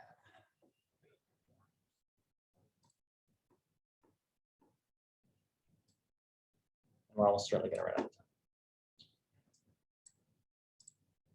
Okay, so under the paid media category, we have the TRT match for the co-op marketing fly market campaign. So that total campaign is going to be $450,000 with $225 coming from state grant match.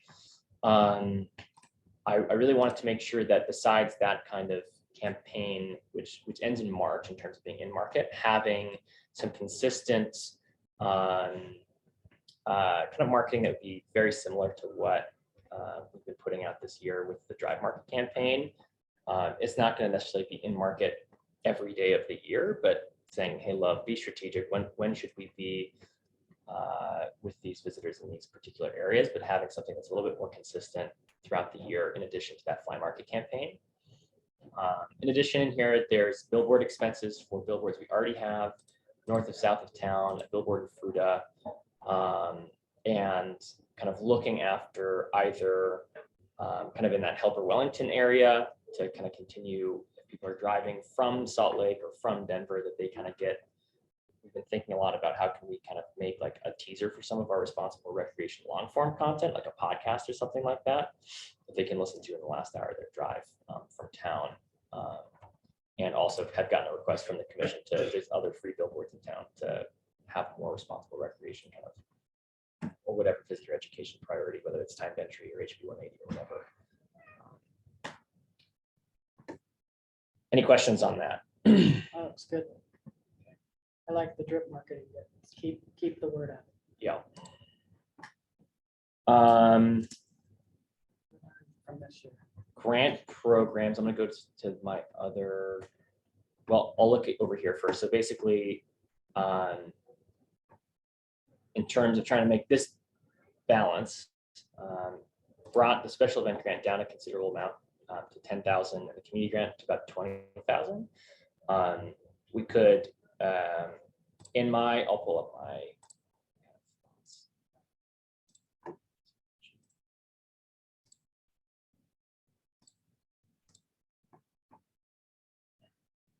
So what are the community grants?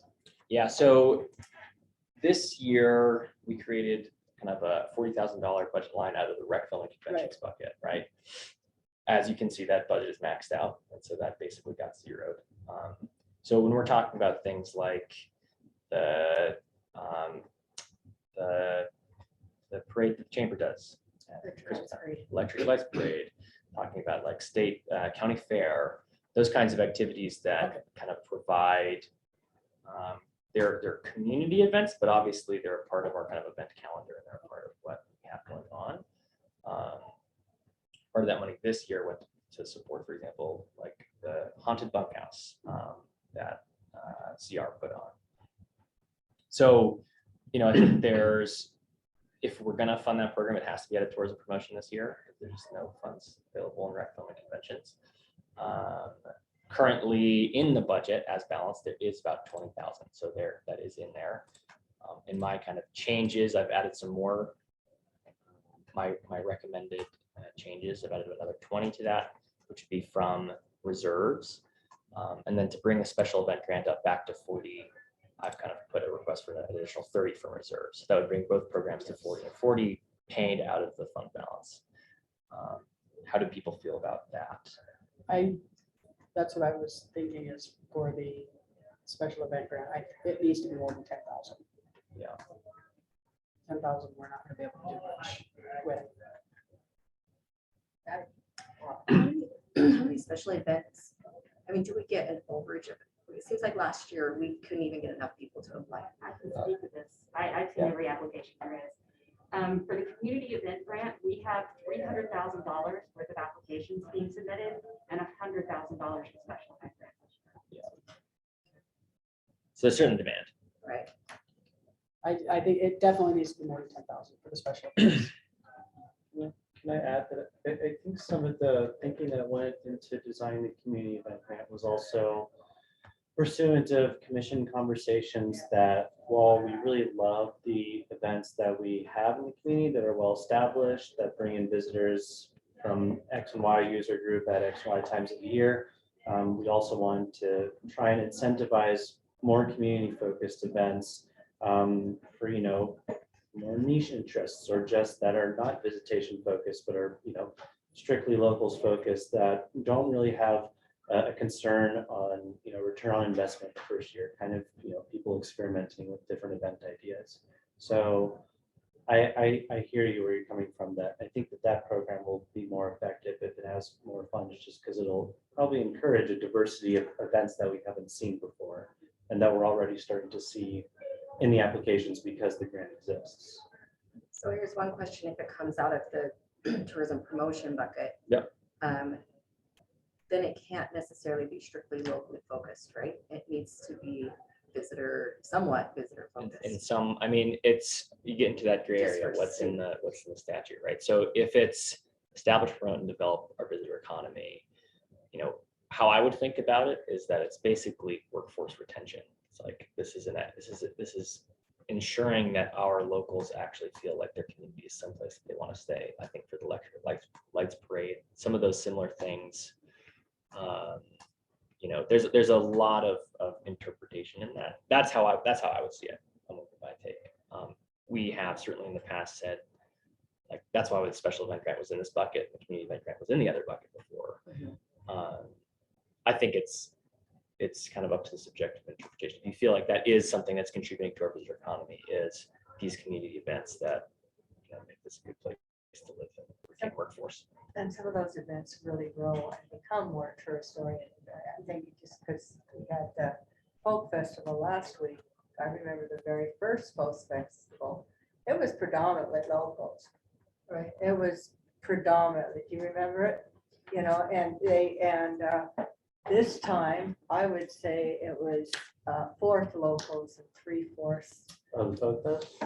Yeah, I felt like an out of towner. Yeah, I mean, you walked around and you didn't know, I mean, it just people from all over I was talking to that were there. So sometimes those community events start out as community events, but then they get known and it stays a community event. I mean, people love it. They get their tickets way in advance. I mean, I'm already excited about next year's.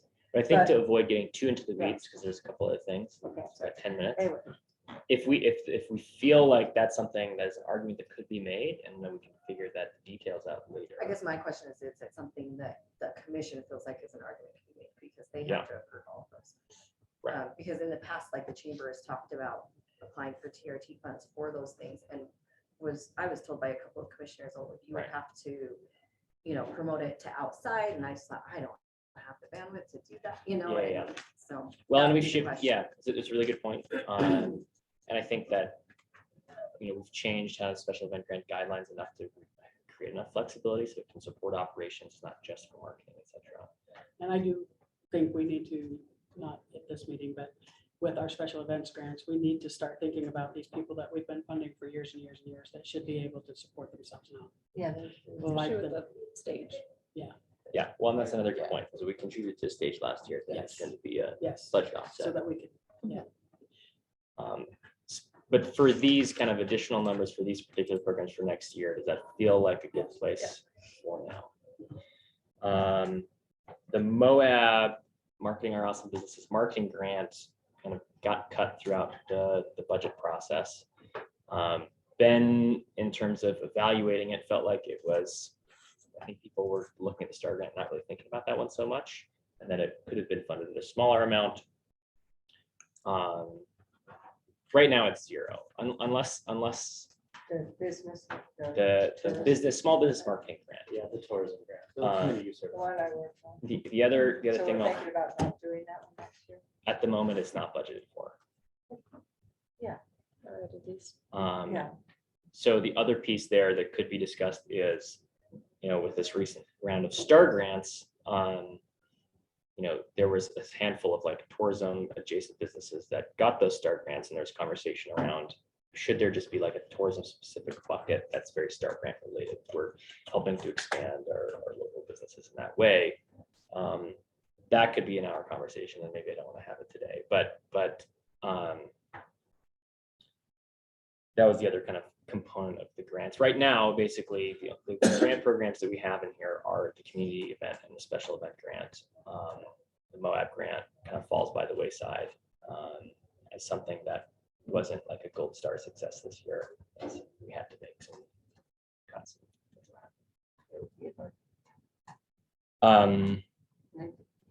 Couple other things right now. There's no like timed entry funding or at time entry visitor education. Last year we spent $200,000 on a digital campaign. Whatever happens, there's going to need to be some education. I put in just for the sake of discussion, a $100,000 draw from the reserves to go towards something similar for next year.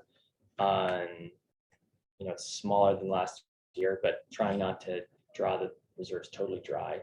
I don't think you would need it as big as last year. I mean, last year was huge. We had to have it last And this doesn't have to be digital marketing. I mean, that's what we spent a lot of it on last year, but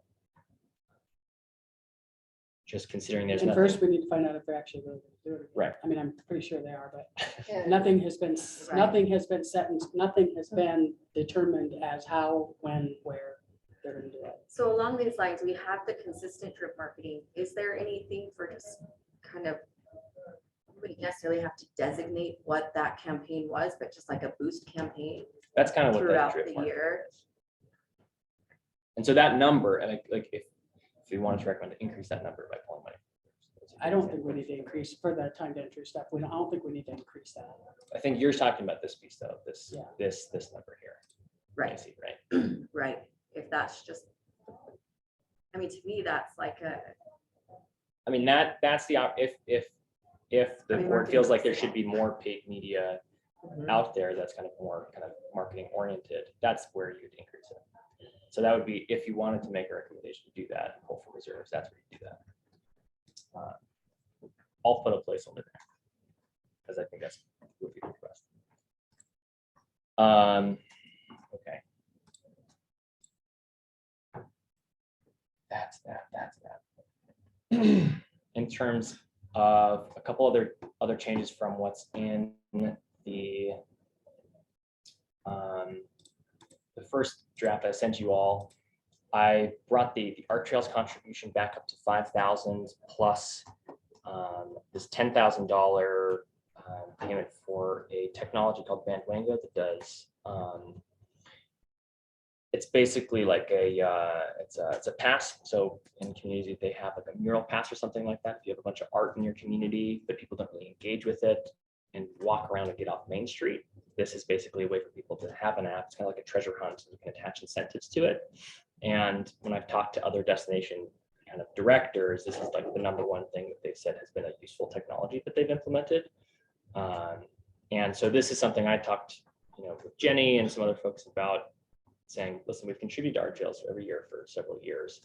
We don't really drive anything or create any activity out of it. If you got people walking kind of on that rectangle off of Main Street, kind of Pokemon going their way through each of the sculptures, and then you had like a discount at 98 Center, for example, or right across the street from that spot, or any of the other restaurants or sorry, any of the places that it could kind of, I kind of see it as a bit of an experiment, and maybe this is something that we can use to drive visitor behavior in town.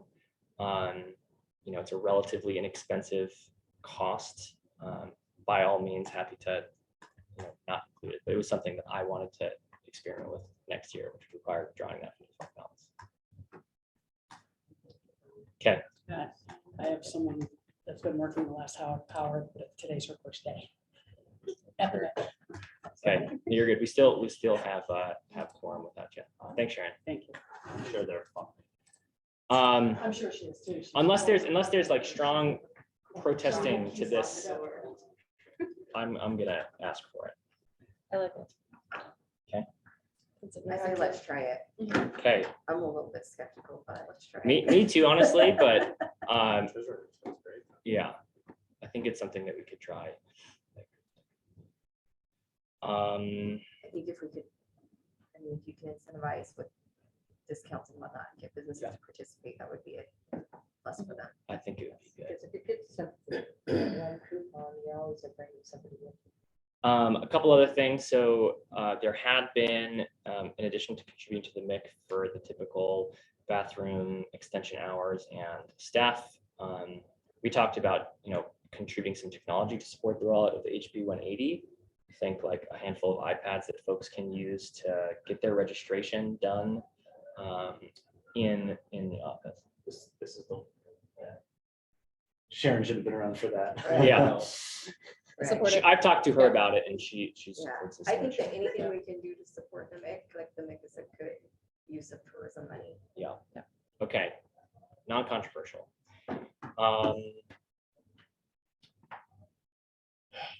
I think that's everything in here that's changed. That's the budget. It sounds like the potential basically addendums to the list of prioritized expenditures would be a recommendation to provide additional support to the film kind of priorities via either partnership or additional funding out of economic diversification. And secondarily would be increase that kind of steady drip marketing line. And then just one more, if we Yeah. need to take from, I guess I'm a little bit hesitant with the rebranding, 100,000 for rebranding, just because I know we've done that since I've been here, which was within the last 5 years, we've done rebranding. And I think our website's great. I still like website. I don't know, do we need all of 110,000 to go into something that we've done in the last 5 years? Let's take a quick look at that piece. So those numbers came from basically phone calls with a handful of basically creative consultants who do this work. Struck, for example, who was the Utah Office of Tourism's partner on this. Just trying to get some ballpark numbers. Originally had about 100,000 for the brand planning part and like 50 for creative services, and I brought brand planning down to like 65 and creative to 35. I think that it's a really useful investment because it's going to be the encapsulation of all of the strategy work. To have, I think if you're talking about like to do it like the locals or branding exercise, is that what you were referring to? Well, no, I mean, that was part of it. We made a complete shift in Moab. I mean, we've rebranded ourselves as far as educational materials. And we've done that, largely within the last 5 years. So what are we rebranding to if it's not that? Well, I think that for me, if we look at the visual language that we have and all of our travel planners and outdoor adventure guides and our website and our social media, doesn't have that comprehensive look of this is who we are. This captures that spirit across the board, and it's recognizable in each place. I'm happy to entertain kind of shifting the budget around, but I do think that it's a really important piece after we do all the strategic planning processes of, okay, the community actually feels like we have a mandate. It's the community's plan. I have something I can refer to. I think that's the thing that I have found is I don't have anything to refer to that's like, this is the plan. Right. I'm creating my budget. I'm creating my budget because I'm listening to 25 different individual opinions and trying to nail something in the middle. The planning piece, I think, is really important. And I think that then the brand planning coming out of that is going to give us that fresh new life that. And you think those things will be accomplished within the year? That's my goal. And I think it's by combining them too. So having a brand team basically embedded in the strategic planning process, and that then they kind of like launch halfway. So I see the kind of strategic planning process taking like 8 months, January to like October or August, and then having branding kind of start like right in the middle of that and take off after. So it hits our fall. Yeah. So branding includes changing. It'd be our logos, fonts. It'd be everything. It would result in, it'd be an input to changing our travel guides, our social media, and give us kind of that basically everything that we use that's visual, that's public, websites, billboards. All So you have in-house graphic design? We do. Robert has done an awesome job with us over the years doing awesome graphic design.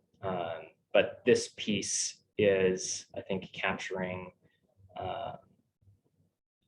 how are we taking all of our strategic planning with all of the best branding and graphic design out there to kind of compete with all of these other destinations across the country. So in changing all, like, is that just the production costs, you think, of changing all of that, or is that actually putting out there as well? This is just the console. This is the professional services to Just the develop the professional new services. pieces. Yeah.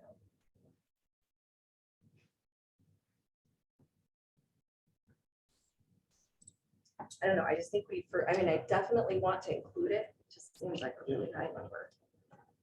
Yeah. Um, I mean, Yeah, that's just one concern I have. yeah, for sure. I'll just throw Well, and that out we there. I think perhaps like I will be having this conversation with the commission. Right. And so even if it doesn't end up in like an actual letter, that can be brought up as like, this is a place that the travel council saw as a concern. Right. If we're tight and we can't pull any more from reserves, for example. Right. And then the last thing I'll say is just, yeah, protecting that revenue source. I mean, I agree that we need to protect the people here, but the people here are businesses as well. And protecting people is protecting their incomes and their livelihoods. And sometimes that TRT tax doesn't translate into the health of the economy because of inflation, because of cost of goods and all of that. And so when I'm hearing that, you know, our businesses are struggling, that maybe doesn't translate into the TRT revenue number. But if I hear that they're struggling, then that means that we need to do something to help keep our businesses and our employees and our livelihoods healthy. And I think there's a lot of the struggle comes from competition. The competition in the bike shops has increased 40%. Yeah. And our number of motel rooms has increased 20%. And if all of them get dealt out, that's going to be 38%. I mean, look at the amount of new bakeries. And then you throw inflation in on that and the wage war. I'm sure their bottom line is hurting a lot. So it's just how many of those businesses do we want to see continue? You know, We want, and that's what I think if we do personally, is if we do something with it, I would like to support our businesses that are somewhat tourist related, but aren't connected to a chain.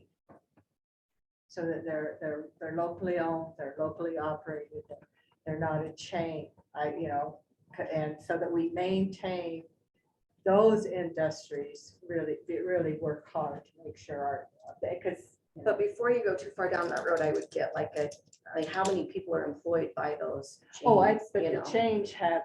I think we're getting into a strategic planning conversation. Yeah, but they do have more of a buffer. They have something else to reach out to because they're part of a bigger organization, while our little mom and shop places don't. Daniel, let me just throw out what I'm thinking the addendum would look like, and then I'll get your point. So what I would imagine for this action item that is, thanks, Mary. Thank you. Under discussion and potential amendment of list of prioritized 2023 TRT and TRCC expenditures. No, you're not. Thanks, Mary. The addendum to that list that could be considered in a motion would be something along the lines of adding support to the Film Commission via the Economic Diversification Fund or via partnerships, as well as increasing the kind of steady drip marketing account from the reserves. And I don't know if someone can make that motion, then that. And as far as, just real quick though, as far as the budget meeting goes, this priorities list isn't necessarily like that's not something they're presenting, right? That's just. Oh, it will be presented. No, it'll be presented. Yep. Then I would also propose moving the consistent marketing above the strategic planning of brand. Okay. Do you want to make that motion? Yeah. Across the board? Yes. All three? I make a motion to make all three of those addendums that you just said. Okay. To clarify the addendums that Lacey is referring to, it's going to be adding support to the Film Commission either via economic diversification funds or via outside partnerships, increasing additional drip marketing from the reserves and amending the list to move up consistent and strategic marketing, now labeled D, above strategic planning, to B, and moving everything else down accordingly. Do I have a second? I second it. All in favor? Aye. Any discussion? Yeah. Okay. Yeah, okay, passed unanimously. I will send that out to folks that they can see it. And if it's not on the money, we can deal with that later. Daniel, was there something else that you wanted to? Well, I kind of wanted to point this out to Mary who left, but I would like to just make sure that as a travel council, we are not showing favoritism to one form of business over another. As a branded hotel, I can tell you, I pay a lot of money for my advertising. The local businesses don't. That's my benefit from investing back into my hotel. This past month, I spent over $100,000 to Hilton so that they could advertise for me. When we're making these decisions, I'm also providing a very large amount of tourism, TRT funds to the community. To hear her saying that we should just focus on maybe the local shops, mom and pops, that's not what this is for. I'm okay with it to some degree, but I don't want that to become a focus going forward. And I just have to speak up for my brand. Noted. Thanks, Daniel. If there's no objections, I'd like to adjourn the meeting. Thank you, everyone. Election. Thanks, Daniel, Brian, Chris, Dave, Maddie, everyone online for attending. Appreciate it. Have a good night.